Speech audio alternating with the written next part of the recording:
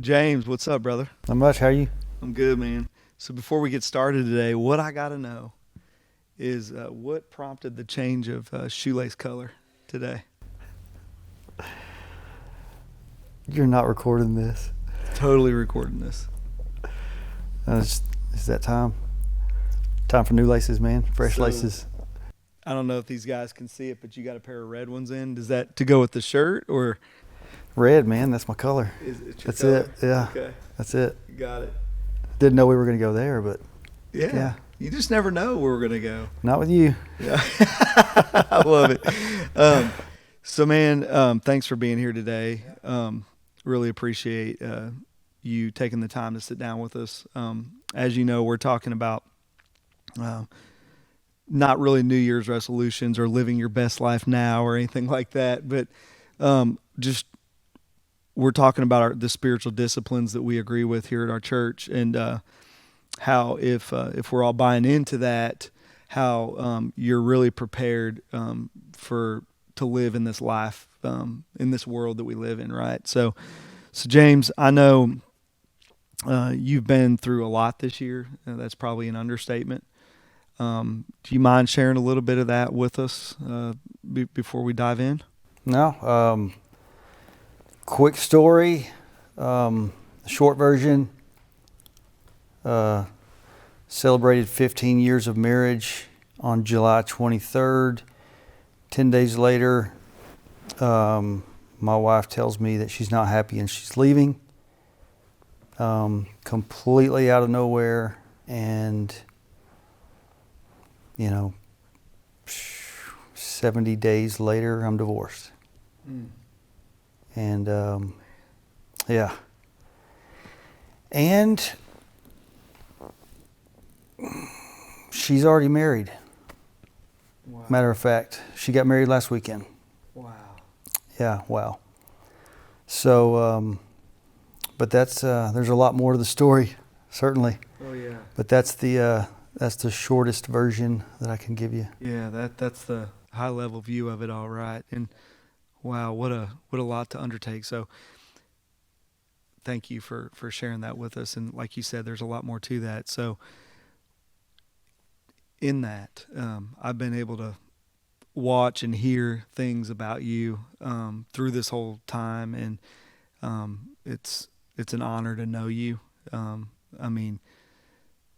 reason you're sitting here, man, is you're one of these guys I look at and I see you living it out in living color. So you know what we're talking about today. How has having an accountability partner, being involved with your home group, serving at our church from a volunteer standpoint, and on top of that, James, taking your prayer life extremely serious, as well as your study time very seriously. How has all that, putting a bow tie on it, gotten you through this? I mean, I would say it's the very it is the backbone of why I can even sit here today. With accountability partner as well as home group, and I was sending out texts daily, sometimes hourly, trying to unpack so much stuff that was going on that just didn't make sense to me in my head. And to have those guys pray for me, pray with me, meet up with me, just try to help me unpack that stuff, that was huge, because it was hard enough with people surrounding me. I could only imagine having to do that in isolation. It would have been a train wreck. There's so many other things I could have ran to. So can we pause real quick? Because Yeah. I want to hang on that isolation thing. There were several text strings going around about your situation. To some people, I don't want everybody knowing my business. I don't want everybody knowing about all this stuff. Wasn't that way with you, was it? No, based on the severity of reality, God is the only one that can make things right, make things new again. And, you know, you can only put so many Band-Aids on it yourself. You know, it's just, you gotta have community. You gotta have brothers and sisters that are going to battle with you, get in the trenches, and really, if you don't have truth to work on, even with other people, if they don't know truth, there's only so much they can do. Mm-hmm. You know, when you talk about people praying for you and with you, and certainly God can unpack an unspoken prayer request, but those specific spoken prayers by multiple people are so much more powerful. So yeah, I was an open book the entire time, nothing to hide. Get in there, dig it out, let's go forward. So, because I just think this is important, I'm trying to paint a picture for everybody here, because I mean, everybody, you keep hearing, well, look at 2020, it was a crazy year, and it was on so many levels, and it certainly was on so many levels for you. There's just a lot of tragedy and bad stuff that's happened this year. You know, hopefully for you, 2021's a phenomenal year, and hopefully it is for everybody else. But the truth is, we don't ever know when we're going to encounter problems or troubles in this life. We know, David talks about it every weekend, that God's word tells us there's going to be trouble in this world, right? We know that. So when you got the bad news in the middle of the summer, you'd been fully engaged with these disciplines that we talk about so much up here, that we feel like are at our core of our church. You'd been heavily immersed into that prior to all that. Is that true? Yes, I had a normal, I wouldn't call it routine, but I had a normal dose of being in the Word. Wasn't praying, like I should, but I was studying in the Word, meeting with Parker, and then just when that happened, leading up to that, it's crazy the things that come about. I had gotten more serious probably in the month leading up to that. I had been convicted about being more serious about my disciplines, and really started actually journaling my prayer requests and my prayer life. Okay. And literally within 2 or 3 weeks of me being more intentional about that is whenever the bottom fell out. And I can look back now at that journal and see that it was almost just like answered prayer for what I was praying. Didn't know what I was praying for. I was just praying for a closer walk with God, for Him to strengthen my relationship with Him, for me to love my wife like He did. And just within a few weeks, all that happened. All that stuff started happening. And then my first reaction was, this cannot be part of the plan. And but through that, it's just answered prayer. It really is. Because as Christians, like you said, we're going to go through things that are not part of our perfect script. Mm-hmm. But that those comfort zones is it's too safe. Mm-hmm. It's way too safe. And so because of all that, I was able to just shut out the world, just not isolate myself, but I mean turn off the TV. Mm-hmm. Shut off, a lot of the social media, just a lot of the political junk, just everything that the world has to just throw at you. Just turn that off and just completely immerse myself in the Word, in prayer, and worship. And it's crazy what God brings you to and brings you through whenever you allow that. Mm-hmm. So it's certainly, 2020 has been crazy, been pretty rough for most people, but despite what I've been through, I can honestly say 2020 has been like the best year of my life because of that relationship with Christ being brought to where it is now, and I'm certainly haven't arrived, but he showed me so many things. He is continually answering prayers. He's answering prayers that I don't even speak. Mm-hmm.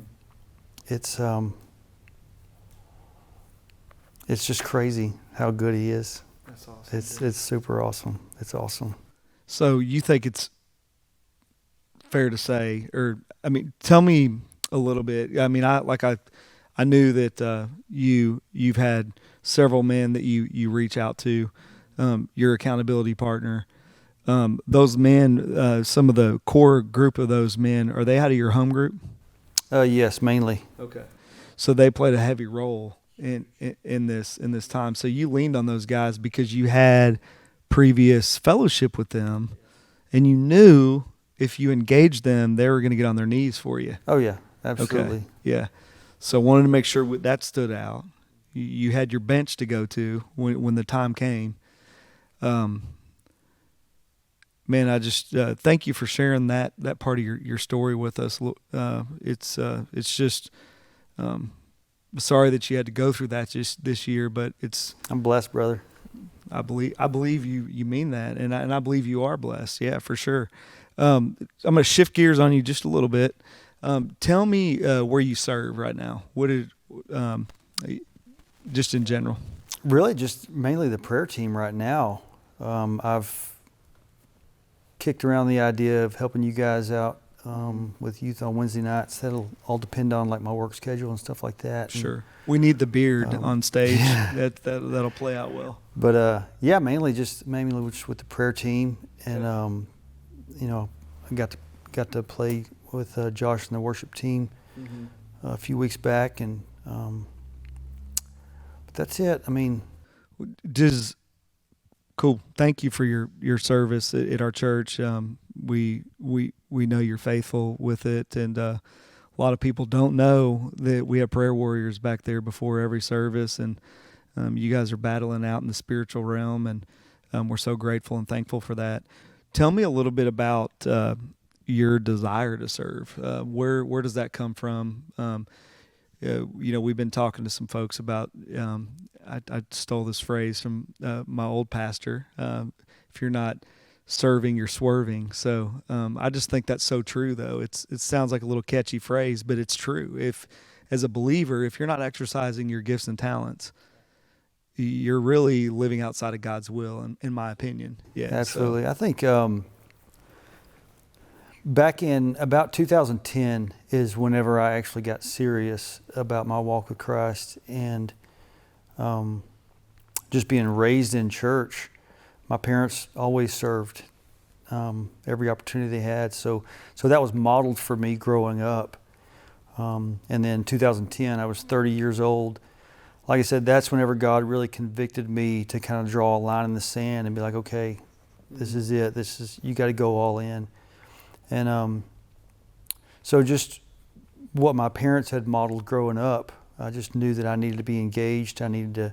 That in itself, serving in itself is a form of accountability. It keeps you in that position of people's watching you. Yeah. Their eyes are on you, and you have to, you just need to live up to the calling that's been placed on you. And so that's always been my heart, is to serve in a way that, one, I can be used, however, but just to kind of keep, in a selfish way, just to keep me accountable to that, to keep those, knowing that people are watching, it just kind of keeps you true, keeps you straight. So, yeah.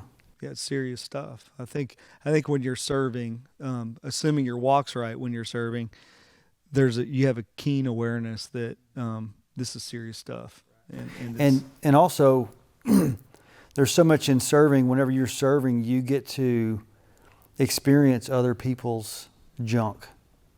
Yeah. Whether it doesn't even have to be like a counseling type role. Just serving, period, exposes junk. Yeah. And that's kingdom, man. allowing what you've been through, if you can contribute to someone else's junk or just be there with them, a lot of times it helps you get your mind off your own junk, and puts things in perspective that maybe my issues ain't so bad. Amen. Maybe I got it pretty good. Yeah. So that's almost a selfish, I guess, nugget of It keeps serving. us from navel gazing, right? Yeah. Instead of us looking down, Yeah. oh, pitiful me, we can look to help others. Yeah. Yeah, I think I that's agree with one of that. the biggest. It's hard to call it a benefit, but that's one of the biggest benefits of actually serving is that it's a good distraction. Sure. It's a good distraction from whatever junk you're going through. Yeah, that's well said. And we've all got junk we're going through. We all do. Yeah, no problem. And you know what? One of the things that I've been so impressed with you is this year is the whole point. The reason I wanted you to be here today is because none of us are perfect, but when we submit ourselves to the disciplines that we believe we're called to, we're able to live this imperfect life, go through stuff, and still be effective, still lead people to Christ, still live a godly life, even when life's not perfect. And that's what I've watched you do. I'm thankful you're here at this church. I'm thankful that you're on the other side of this situation that you went through, and so appreciate you sharing your story with us today. Yeah, thank you.